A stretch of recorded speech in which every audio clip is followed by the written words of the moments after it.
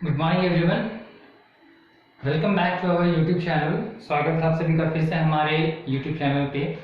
आज हम चर्चा करेंगे भौतिक भूगोल के दूसरे भाग की। ठीक है, भौतिक भूगोल के दूसरे भाग में आज हम चर्चा करेंगे भारत में मौजूद द्वीप समूहों की, कि भारत में द्वीप समूहों की कुल संख्या कितनी है और कौन कौन से द्वीप भारत के किस किस स्थान पर अवस्थित हैं और इन द्वीप समूहों से किस किस प्रकार के प्रश्न पूछे जाते हैं। आगे बढ़ने से पहले मैं आप लोगों से ये पूछना चाहूँगा कि इस लॉकडाउन के अवधि काल में उम्मीद करते हैं कि आप सब कुशल मंगल होंगे, अपने घर पर ही रहें, सेफ रहें, बाहर ना निकलें। अगर बाहर निकलते हैं तो अपने चेहरे पर मास्क का प्रयोग अवश्य करें और जितनी हो सके अपने आप में सावधानी बरतने का प्रयास करें। ठीक है, चलिए अब आगे की ओर बढ़ते हैं भारत के द्वीप समूह के बारे में। जैसा कि आप यहाँ पर देख सकते हैं, मैंने यहाँ पर मानचित्र तैयार किया हुआ है और इस मानचित्र में कुछ कुछ प्रमुख द्वीपों के नाम लिखे हुए हैं जहां से मैक्सिमम क्वेश्चंस पूछे जाते हैं हमारे प्रतियोगी परीक्षाओं में। ठीक है, सबसे पहले आते हैं भारत के प्रथम केंद्र शासित प्रदेश अंडमान और निकोबार द्वीप समूह में। जैसा कि हम सभी जानते हैं कि अंडमान और निकोबार दोनों एक नहीं वरन अलग अलग द्वीप समूह हैं। सबसे पहला प्रश्न यहाँ पर यह उठता है कि अंडमान द्वीप समूह का निर्माण कैसे हुआ है। हम सभी को ज्ञात है कि हमारा भारत का जो उत्तरी सीमा है वो उत्तरी सीमा हिमालय पर्वत से घिरा हुआ है। जम्मू कश्मीर से लेकर के अंतिम अरुणाचल प्रदेश तक हमारा पूरा भारत हिमालय पर्वत से घिरा हुआ है। वही हिमालय पर्वत इधर अरुणाचल प्रदेश में आने के बाद दक्षिण की ओर मुड़ जाता है। दक्षिण की ओर मुड़ने के बाद ये बंगाल की खाड़ी के समुद्र में प्रवेश कर जाता है और समाप्त हो जाता है। और इस पर्वत को कहा जाता है अराकान योमा पर्वत। अराकान योमा पर्वत जो कि म्यांमार की सीमा से सटते हुए बंगाल की खाड़ी में छिप जाता है। और यही हिमालय की जो सीमा है, यही समुद्र में हल्के हल्के रूप में एक द्वीपों का निर्माण करता है, जिसको हम लोग कहते हैं अंडमान और निकोबार। वैसे तो हमारे भारत में कुल द्वीपों की संख्या है 245, जिसमें से 205 द्वीप बंगाल की खाड़ी में पाए जाते हैं और इन 205 द्वीपों में ही यह अंडमान और निकोबार आता है। ये जो अंडमान द्वीप आप देख रहे हैं यहाँ पर, जो मैंने डॉट डॉट किया हुआ है, वैसे तो यहाँ पर बहुत सारे सैकड़ों द्वीप हैं, परंतु अगर आप एटलस में देखेंगे तो एटलस में आपको इन 4 प्रमुख द्वीपों के बारे में ही जानकारी दी जाएगी और बाकी जो द्वीप है वो छिछले द्वीप कहलाते हैं।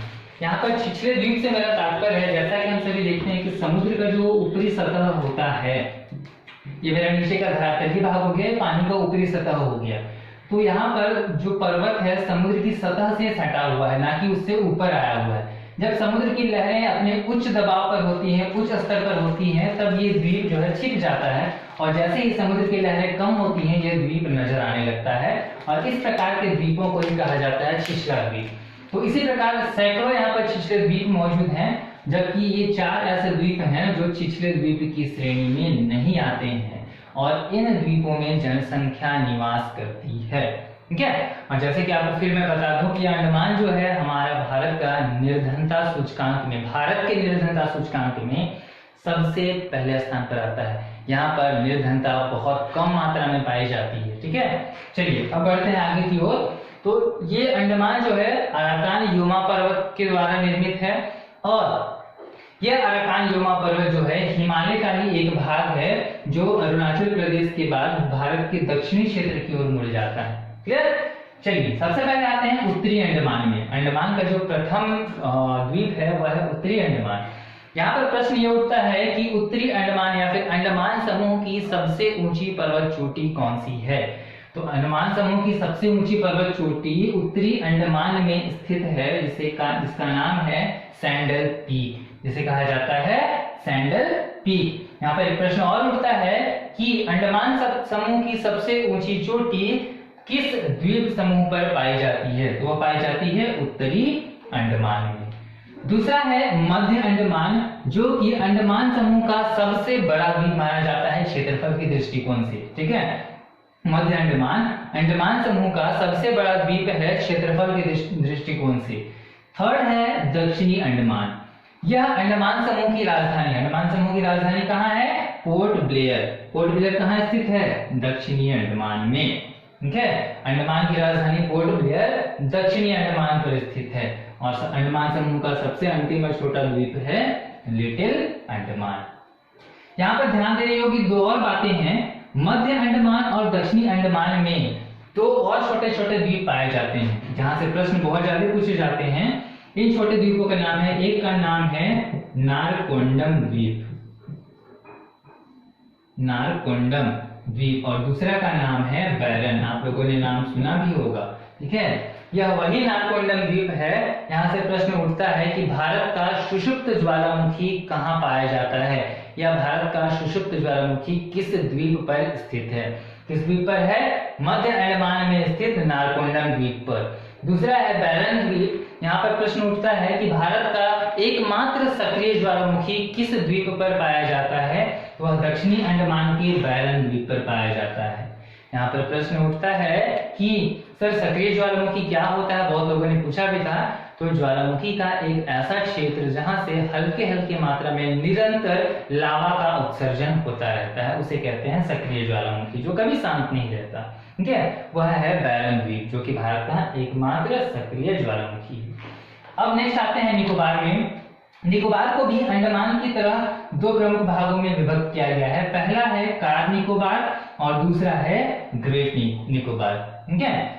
आपकी जानकारी के लिए बता दूं कि यह वही ग्रेट निकोबार है जिसको हम लोग भारत का सबसे दक्षिणतम बिंदु कहते हैं। यानी कि यहाँ पर प्रश्न ये भी उठता है कि भारत का सबसे दक्षिणतम बिंदु कहाँ स्थित है? ग्रेट निकोबार में स्थित है, जिसको हम लोग एक और नाम से जानते हैं, इंदिरा पॉइंट। भारत के सबसे दक्षिणतम बिंदु को क्या कहा जाता है? इंदिरा पॉइंट। इसी का एक और नाम इसे कहा जाता है पिग्मेलियन पॉइंट। पिग्मेलियन पॉइंट, ये इंदिरा पॉइंट का ही दूसरा नाम है, पिग्मेलियन पॉइंट, जो कि ग्रेट निकोबार पर स्थित है। यहाँ पर से एक और प्रश्न उठता है कि भारत का सबसे दक्षिणतम बिंदु इंदिरा पॉइंट या पिग्मेलियन पॉइंट कितने डिग्री अक्षांश पर स्थित है। ये प्रश्न पिछले एसएससी के भी क्वेश्चंस में पूछे गए थे, एसएससी के एग्जाम्स में भी पूछे गए थे कि भारत का सबसे दक्षिणतम बिंदु इंदिरा पॉइंट कितने डिग्री अक्षांश पर स्थित है। अक्षांश में आगे बढ़ने से पहले आप लोगों को ये जानकारी दे दूं कि हमारा भारत जो है वो कर्क रेखा पर स्थित है। कर्क रेखा भारत को दो बराबर मध्य भागों में विभक्त करती है और कर्क रेखा 23.5 डिग्री उत्तरी अक्षांश पर स्थित है। कितने डिग्री पर? 23.5 डिग्री उत्तरी अक्षांश पर, जो भारत के कुल 8 राज्यों से होकर के गुजरती है। कर्क रेखा से हम जैसे जैसे नीचे की ओर बढ़ेंगे, हम विषुवत रेखा यानी कि भूमध्य रेखा 0 डिग्री अक्षांश के नजदीक आते जाएंगे, ठीक है। तो यहाँ पर यही प्रश्न पूछता है कि पिग्मेलियन पॉइंट या इंदिरा पॉइंट कितने डिग्री अक्षांश पर स्थित है। तो हमारा इंदिरा पॉइंट स्थित है 6.4 डिग्री उत्तरी अक्षांश पर, 6.4 डिग्री उत्तरी अक्षांश पर इंदिरा पॉइंट स्थित है, ठीक है। अब आगे की ओर बढ़ते हैं। यहाँ पर आप लोग देख सकते हैं, मैंने यहाँ पर एक नाम दिया है 10 डिग्री चैनल। यहाँ से एक प्रश्न पूछा जाता है कि लिटिल अंडमान और कार निकोबार को कौन अलग करता है। लिटिल अंडमान और कार निकोबार को एक दूसरे से कौन अलग करता है? तो लिटिल अंडमान और कार निकोबार को एक दूसरे से अलग करता है 10 डिग्री चैनल। यहाँ पर डिग्री से मेरा तात्पर्य इसी अक्षांशीय विस्तार से है। ये 10 डिग्री अक्षांश है और ये चैनल कहा जाता है किसी भी दो द्वीप समूहों के मध्य एक संकरा रास्ता जहां से होकर के समुद्री जल प्रवाहित होता है, बहुत ही गहरा लेकिन संकरा गलियारे के जैसा, उसे कहा जाता है चैनल। और वह 10 डिग्री अक्षांश पर स्थित होने के कारण उसे नाम दिया गया है 10 डिग्री चैनल, ठीक है। चलिए अब वापस आते हैं भारत के सबसे दक्षिणतम छोर की ओर। तो भारत का सबसे दक्षिणतम स्थलीय क्षेत्र है कन्याकुमारी। यह स्थलीय सीमा है, भारत की सबसे अंतिम स्थलीय सीमा कन्याकुमारी। इस कन्याकुमारी पर ही स्थित है पंबन द्वीप। नाम आप लोगों ने सुना होगा, पंबन द्वीप, ठीक है। इसी पंबन द्वीप पर स्थित है रामेश्वरम द्वीप, जो कि भारत का सबसे अंतिम अधिकार क्षेत्र आता है, ठीक है। रामेश्वरम कहाँ स्थित है? पंबन द्वीप पर, जो कि भारत के सबसे अंतिम अधिकार क्षेत्र के अंतर्गत में आता है। आपको ध्यान भी होगा कि जैसे कि आप लोगों ने रामायण पढ़ा होगा या सुना होगा या टीवी पर देखा होगा, रामायण में हनुमान जी के द्वारा लंका विजय प्राप्त करने के दौरान एक पत्थर का पुल बनाया जाता है, ठीक है। उस पुल को हम लोग राम सेतु कहते हैं, जो आज के आधुनिक समय में आदम ब्रिज के नाम से जाना जाता है। यहाँ पर प्रश्न ये उठता है कि भारत और श्रीलंका को आपस में कौन जोड़ता है?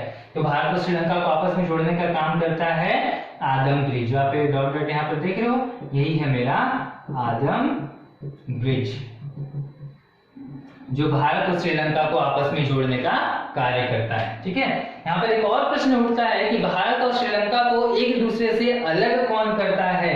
तो भारत और श्रीलंका को एक दूसरे से अलग करता है मन्नार की खाड़ी।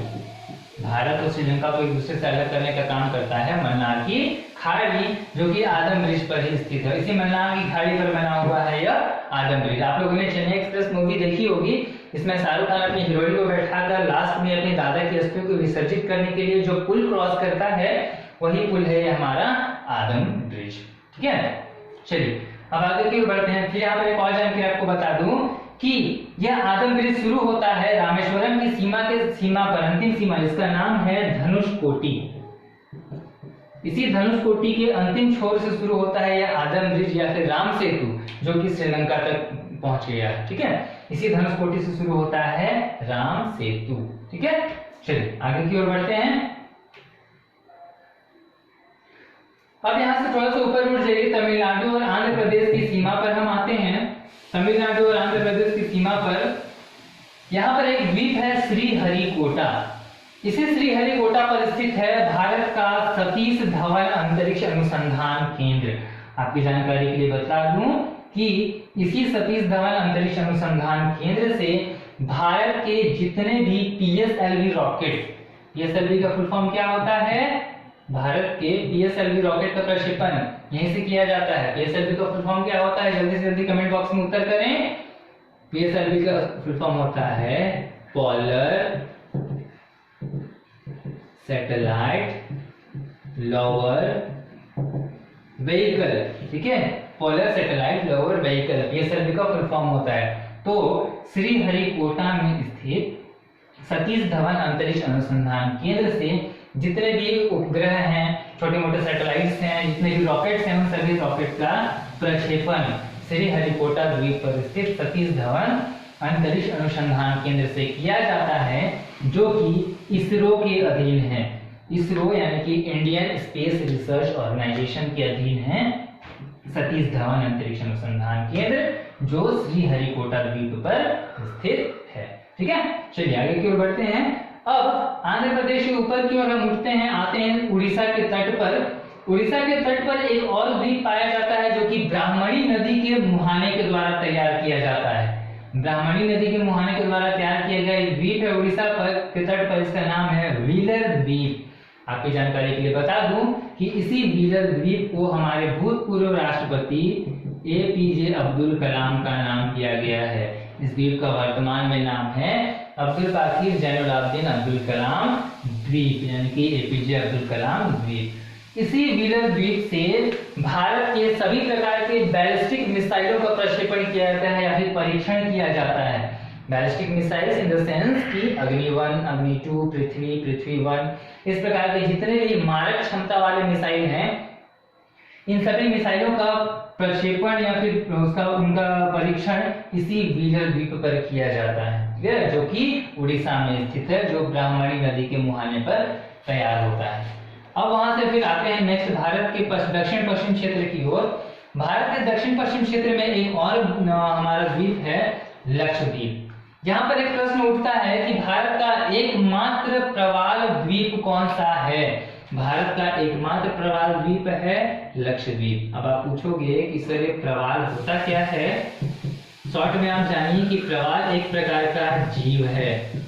प्रवाल एक प्रकार का जीव है जिसके बारे में हम अगले क्लास में चर्चा करेंगे। ठीक है, बस इतना भी जानिए कि यह लक्षद्वीप जो है यह एक भारत का एकमात्र प्रवाल द्वीप है। लक्षद्वीप की राजधानी कहाँ है? लक्षद्वीप की राजधानी है कवारती। ठीक है, लक्षद्वीप की राजधानी कवारती। यह भी भारत का एक केंद्र शासित प्रदेश है। लक्षद्वीप का सबसे बड़ा द्वीप है एड्रोथ द्वीप। लक्षद्वीप का सबसे बड़ा द्वीप है एड्रोथ द्वीप। कौन सा है? एड्रोथ द्वीप। इस द्वीप के ठीक दक्षिण की ओर आते हैं, यहाँ पर एक और है मिनिकॉय, ठीक उसके नीचे मालदीव। इसके अलावा लक्षद्वीप में कुल द्वीपों की संख्या छोटे छोटे शीशे द्वीपों को मिलाकर बनता है 36 द्वीप पाए जाते हैं। क्लियर? चलिए अब आगे आते हैं गुजरात की सीमा पर। गुजरात की सीमा पर नर्मदा नदी के मुहाने पर एक द्वीप का निर्माण होता है। उस द्वीप का नाम है अलिया बेट द्वीप। आपकी जानकारी के लिए बता दूं, यह वही नर्मदा नदी है जिसे भारत की उल्टी गंगा भी कही जाती है और इसी नर्मदा नदी के मुहाने पर है अलिया बेट द्वीप।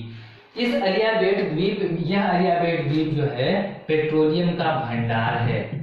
यह अलिया बेट द्वीप पेट्रोलियम का भारत का बहुत बड़ा भंडार है, परंतु यहाँ से पेट्रोलियम का निष्कर्षण वर्तमान में नहीं होता है। पेट्रोलियम का निष्कर्षण इस द्वीप से नहीं किया जाता है, परंतु यह पेट्रोलियम का बहुत बड़ा भंडार है। यह विवादित स्थल के रूप में है, इसी वजह से यहाँ पर पेट्रोलियम का निष्कर्षण अभी नहीं किया जा रहा है। नेक्स्ट आते हैं हम महाराष्ट्र में। जैसे गुजरात की सीमा खत्म होती है, हम महाराष्ट्र पे आते हैं। महाराष्ट्र की राजधानी मुंबई अपने आप में एक द्वीप है। अगर आप भारत का नक्शा पे गौर करेंगे तो यहाँ पर देखिएगा मुंबई कुछ ऐसा बना हुआ है, तीन ओर जल से घिरा। ठीक है, मुंबई अपने आप में एक द्वीप है, परंतु यहाँ पर उसके अलावा एक और द्वीप है। इतिहास की कक्षाओं में आप लोगों ने पढ़ा होगा एलोरा और अजंता की गुफाएं, एलिफेंटा, एलोरा, अजंता की गुफाएं महाराष्ट्र में जो पाई जाती हैं, तो यहाँ पर उसी एलिफेंटा के नाम से स्थित है एलिफेंटा द्वीप। एलिफेंटा द्वीप कहाँ पाया जाता है? महाराष्ट्र के मुंबई में पाया जाता है। क्लियर? चलिए अब आगे की ओर बढ़ते हैं, फिर से भारत के पूर्वी क्षेत्र की ओर आते हैं। जैसा कि हम जानते हैं गंगा नदी का उद्गम स्थल गोमुख, गंगोत्री के गोमुख से होता है। गंगा नदी गोमुख से होते हुए आपके पश्चिम बंगाल से होते हुए पश्चिम बंगाल घुसते घुसते वो बांग्लादेश की सीमा की ओर प्रवेश कर जाती है। तो जैसे ही वो बांग्लादेश और पश्चिम बंगाल की सीमा पर होती है, वहां से उसकी एक सहायक नदी निकलती है जो कि कलकत्ता से होते हुए बंगाल की खाड़ी में गिर जाती है, जिसका नाम है हुगली। ध्यान पे होगा, कलकत्ता किस नदी के किनारे बसा हुआ है? हुगली नदी के किनारे बसा हुआ है। और इसी हुगली नदी के मुहाने पर दो द्वीपों का निर्माण होता है। इसमें से एक का नाम है गंगा सागर द्वीप और दूसरे का नाम है न्यू मूर द्वीप। ठीक है, हुगली नदी के मुहाने पर निर्मित दो द्वीप हैं, एक गंगा सागर और एक न्यू मूर द्वीप। क्लियर? ये थे भारत में पाए जाने वाले प्रमुख द्वीप। आगे बार देख लें यहाँ से किस किस प्रकार के प्रश्न पूछे जाते हैं। उम्मीद है आप सभी को ये वीडियो पसंद आया होगा। ठीक है, अगले क्लास के लिए हम अगले क्लास में डिस्कस करेंगे लक्षद्वीप के प्रवाल द्वीपों के बारे में। तब तक के लिए आप सभी गुड बाय।